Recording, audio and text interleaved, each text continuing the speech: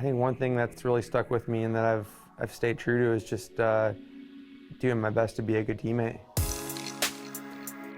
I really enjoy racing and I really love riding a bike, but I really enjoy being part of a team and the idea that we can be part of something bigger than ourselves.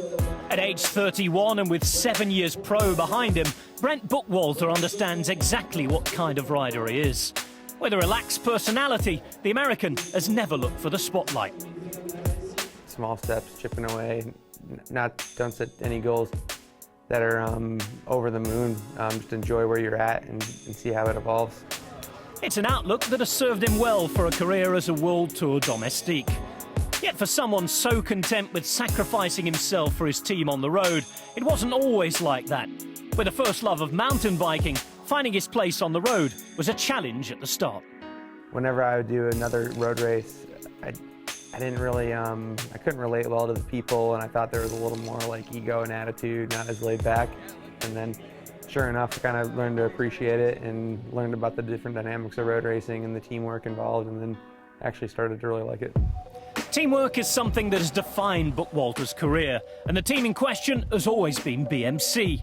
Having joined in 2008, the Michigan native has been a constant in BMC's rise, a trusted rider for its first invites to the 2010 Tour and Giro. This is my 8th year with them, and I feel lucky to have been with them for that long, and I think generally they appreciate me, and it's a good relationship.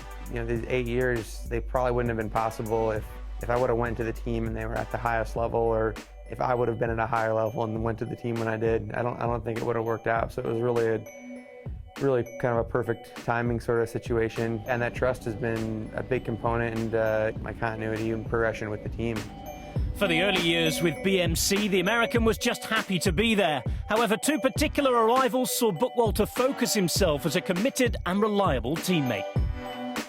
The realization that the team was taken into the next step sort of came when they hired guys like Cadel and George, guys that were really respected and had a lot of experience, and were also, for me, good guys off the bike too. Like, I didn't have any experience with guys at that level prior at all, so I didn't know what to expect. I didn't know what these guys were going to be like, but to learn that I could enjoy spending time with them as well as racing with them and learning with them was inspiring for me. And then I sort of took some confidence in my path as a professional cyclist.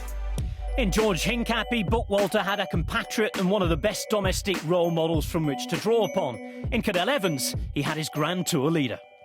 With a leader like Cadel, you know, we can realize, I got to experience something and realize something that really otherwise wouldn't be possible. And to be a part of a team effort like that, where everyone from the people designing the bikes to the people doing massage to the mechanics to the directors, everyone's bringing their A game, everyone's on the same page, everyone's really focused and committed to executing.